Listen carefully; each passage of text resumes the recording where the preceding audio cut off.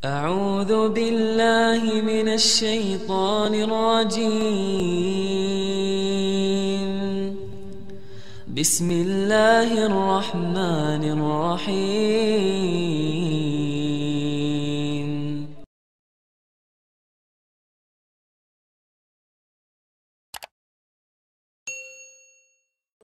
Kalau Anda mau doa Anda diijabah, diterima, ada syarat-syaratnya. Yang pertama sekali adalah ikhlas. Sebagaimana Allah sebutkan dalam surah Al-A'raf, surah nomor 7 ayat 29. Yang bunyinya, A'udzubillahi minasyaitonirrajim, Al-A'raf, surah nomor 7 ayat 29. Qul amara rabbi bil qist wa aqimu wujuhakum 'inda kulli masjidin wad'uuhu mukhlisina lahud-din kama bada'akum ta'udun. Katakanlah hai Muhammad kepada semua pengikutmu, Tuhanku menyuruh menjalankan keadilan. Dan katakan pula, luruskanlah mukamu atau dirimu di setiap sholat arah kiblat. Dan berdoalah, ini saksi bahasan kita, pada Allah dengan mengikhlaskan ketaatanmu kepadanya. Sebagaimana Dia Allah telah menciptakan kamu pada permulaan, demikian pula lah kamu akan kembali kepadanya. Jadi di sini ada perintah untuk ikhlas. Juga sabda Nabi SAW riwayat Abu Daud, Inna Allah la yaqbalu amal illa ma kana khalisan liwajhi. Allah tidak akan terima amal kecuali ikhlas kepadanya. Jadi kalau teman-teman berdoa, jangan sama sekali ada indikasi riya. Karena lawan ikhlas adalah riya. Ingin pamer, ingin dipuji, ya. Dan setiap kali ada masuk sedikit masalah itu, stop, langsung berhentikan. Ya, lawan dia. Jangan ikuti bisikan syaitan. Karena syaitan selalu mengajak kita negosiasi. Yang kedua, syarat diterimanya doa, memuji Allah atau tahmid. Dan juga membaca salawat kepada Nabi SAW. Sebagaimana Nabi SAW bersabda kepada seseorang sahabat yang masuk masjid tiba-tiba mengatakan, Allahumma gfirli, ya Allah ampunilah aku. Kata beliau, sungguh orang ini sangat tergesa-gesa. Kalau saja ia memuji Allah dan membaca salawat kepadaku. Juga sabda Nabi SAW, semua doa yang tidak membaca salawat kepadaku akan terhijab atau tertahan. Yang ketiga, syaratnya khauf dan tamak. Maksudnya diikuti dengan rasa takut. Ya. Jangan sampai doa ini nggak diterima supaya Anda terus semangat berdoa, dan tamak terhadap rahmat Allah, artinya meminta sesuatu yang besar kepada zat yang maha besar. Dari hal kecil sampai yang besar Anda minta kepada Allah. Selama itu bukan mustahil dalam ciptaan Allah. Seperti misalnya jangan minta, ya Allah hilangkan malam. Kan tidak mungkin. Itu sunnatullah, Allah ciptakan malam akan selalu ada. Gitu kan. Itu juga misal meminta agar nggak usah ada, ya Allah hilangkan semua wanita, hilangkan semua laki-laki. Nggak mungkin. Gitu kan. Seperti itulah. Tapi selama itu sesuatu yang boleh dalam syariat Allah SWT, maka panjatkan. Allah sebutkan dalam syarat yang ketiga, khauf dan tamak, rasa takut, tidak diterima doanya, sehingga dia terus maksimal berdoa, dan tamak artinya berharap agar diberikan tambahan dari karunia Allah Subhanahu Wa Taala. Disebutkan dalam surah Al-A'raf, surah nomor 7 ayat 56. Jadi surah yang seperti tadi ya, tapi ini ayat 56-nya. Kalau tadi masalah ikhlas, Al-A'raf 29. Kalau ini Al-A'raf 56. A'udzu billahi minasyaitonir rajim wa la tufsidu fil ardi ba'da islahiha. Wa la tufsidu fil ardi ba'da islahiha wad'uuhu khaufan wa tama'a inna rahmatallahi qaribun minal muhsinin. Dan janganlah kamu membuat kerusakan di muka bumi. Allah mau kita nikmati, jangan merusak, jangan ganggu orang, jangan ganggu lingkungan. Sesungguhnya Allah atau sesudah Allah memperbaikinya, sudah Allah mengaturnya dengan bagus, jangan diganggu lagi. Nikmati saja dan berdoalah kepadanya dengan rasa takut, khawatir tidak diterima, dan juga tamak, harapan yang besar. Karena Allah gunakan kalimat ini, khaufan wa tama'a. Dengan harapan atau tamak akan dikabulkan. Sesungguhnya rahmat Allah amat dekat kepada orang-orang yang berbuat baik. Yang keempat, menggunakan Asma'ul Husna, nama-nama dan sifat-sifat Allah yang mulia. Allah sebutkan dalam surah Al-A'raf, masih surah yang sama, ayatnya 180. A'udzu billahi minasyaitonir rajim, walillahil asma'ul husna fad'uuhu biha. Wadharul ladzina yulhiyuna fi asma'ih sayujzauna ma kanu ya'malun. Hanya milik Allah Asmaul Husna itu, nama-nama yang mulia. Maka bermohonlah kepadanya, kepada Allah, dengan menyebut Asmaul Husna itu. Dan tinggalkanlah orang-orang yang menyimpang dari kebenaran dalam menyebut nama-namanya. Nanti mereka akan mendapat balasan terhadap apa yang telah mereka kerjakan. Jadi makna daripada ayat ini, gunakan nama-nama. Misalnya, Ya Ghafur, wahai zat yang maha pengampun, Ighfirli, maafkanlah aku. Wahai zat yang maha agung, Ya Azim, Azim sya'ni, agungkanlah perkaraku atau urusanku. Maksudnya, buatlah aku jadi punya kedudukan, punya jabatan, punya harta, punya nama harum, dan seterusnya. Misalnya Tawwab, wahai zat yang menerima taubat hambanya, tub alaiya,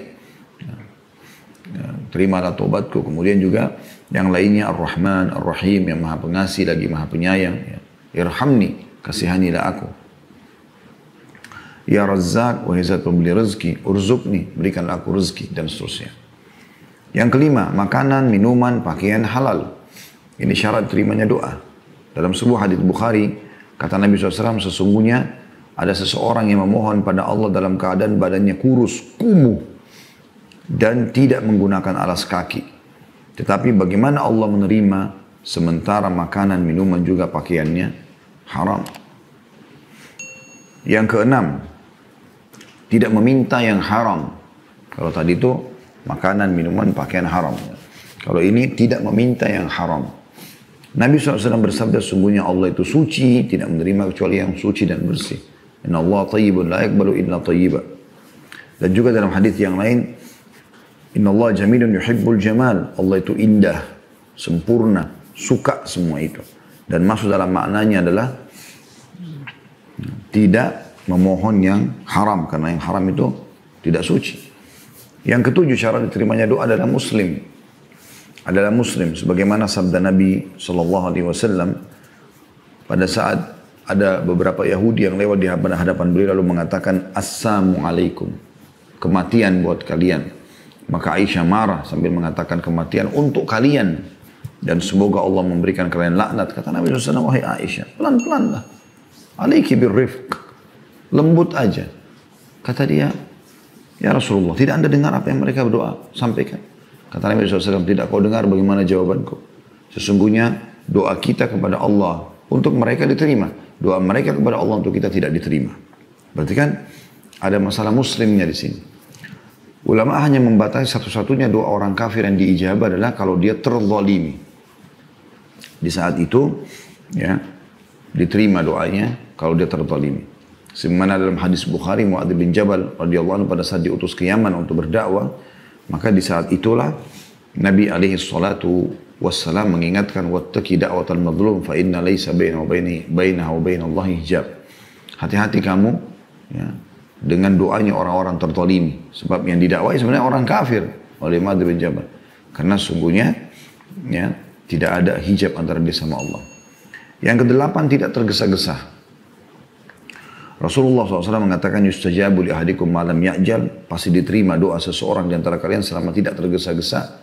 Para sahabat bertanya, wa kaifa ya'jal ya Rasulullah, bagaimana cirinya orang yang tergesa-gesa itu? Kata Nabi SAW, yaqulu da'autu wa lam yustajabu li fatarakat doa.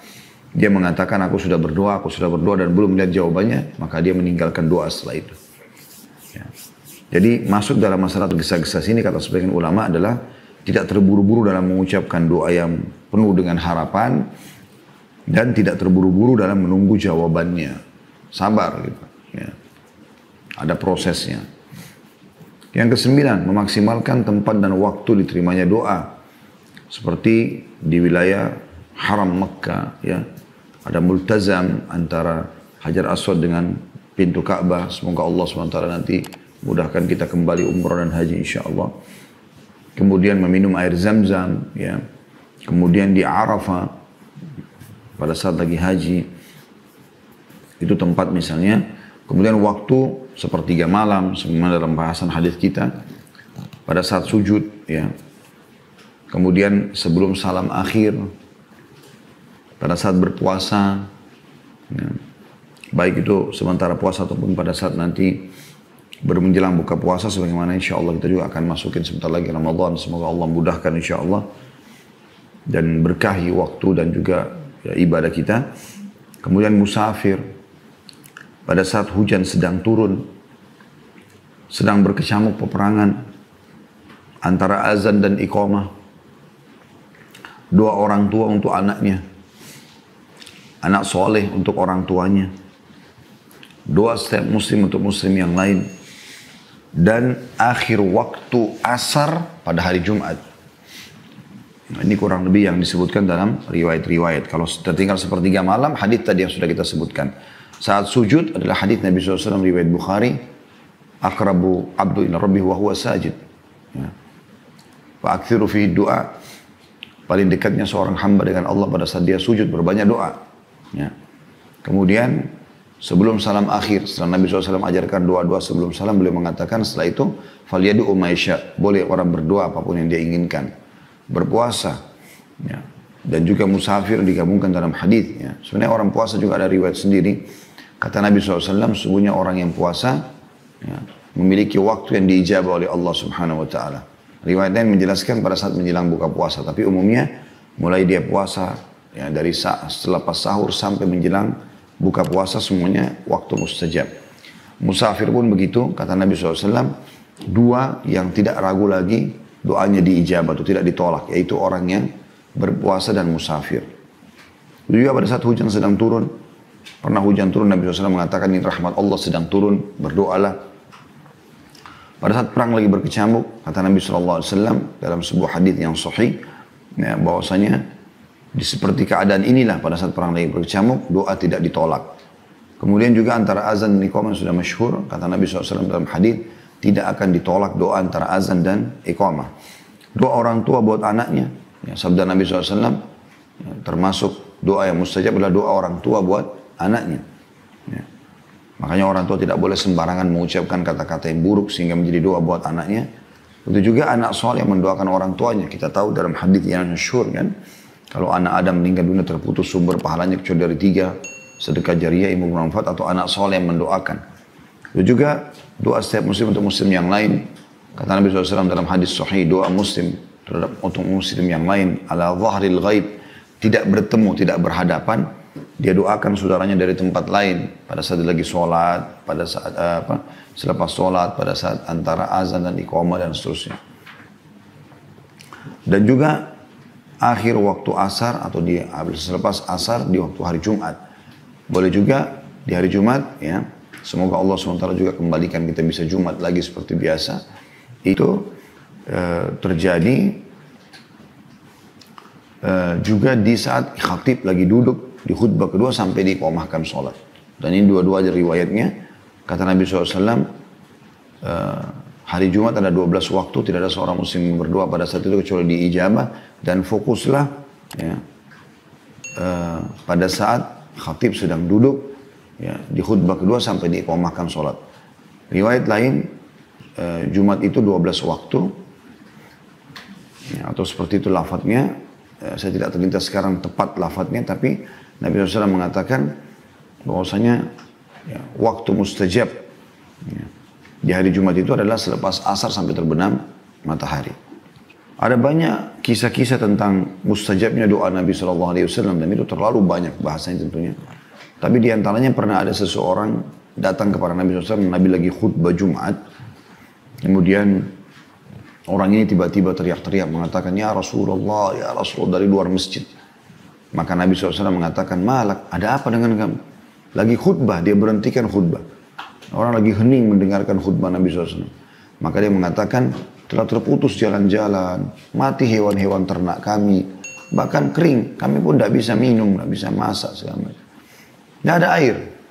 Mohonlah kepada Allah, seakan-akan dia mau mengatakan, mumpung anda di atas mimbar, mohon kepada Allah supaya turun hujan. Maka kata Anas bin Malik perawi hadits ini, radhiyallahu anhu, pada saat itu saya melihat ke langit karena masjid Nabi itu tidak ada atapnya, langit seperti kaca, nggak ada awan. Kalau tidak ada awan, tidak hujan, karena air dibawa oleh awan dengan hikmah Allah turunlah hujan dari situ. Semana Allah sebutkan dalam ayat-ayat Al-Quran. Dan kita sudah tahu prosesnya memang seperti itu. Maka Kata Anas bin Malik, Nabi SAW pun berdoa dengan mengucapkan 2 kali, Allahumma agithna, Allahumma agithna. Ya Allah berikanlah kami hujan, berikanlah kami hujan. Maka tiba-tiba kata Anas bin Malik, belum khutbah Nabi SAW selesai, kecuali Madinah sudah dipenuhi dengan awan-awan yang gelap, lalu turunlah hujan lebat. Dan kami tidak melihat matahari selama sepekan. Jumat setelahnya datang orang yang sama lagi dari luar masjid mengucapkan lagi kalimat yang sama. Ya Rasulullah, ya Rasulullah. Kata Nabi SAW, ada apa lagi? Dia mengatakan, ya Rasulullah, terputus jalan-jalan kami. Hewan-hewan kami bisa binasa, kami pun bisa binasa. Karena ini banjir sekarang, hujan terus. Mohon kepada Allah agar diberhentikan. Maka ini salah satu mukjizat Nabi SAW. Beliau pun berdoa, ya Allah jadikanlah hujan ini kebaikan buat kami, bukan masalah buat kami. Ya Allah alirkanlah air hujan ini ke, lereng-lereng gunung, ke lembah-lembah, dan ke tempat-tempat tumbuhnya pohon-pohon gitu kan. Supaya ada resapan gitu ya. Lalu Nabi SAW kata Anas bin Malik menunjuk ke awan-awan yang ada di atas kota Madinah dan tidak ada satupun awan ditunjuk oleh Nabi SAW kecuali bubar. Artinya tidak ada lagi awan pada saat itu.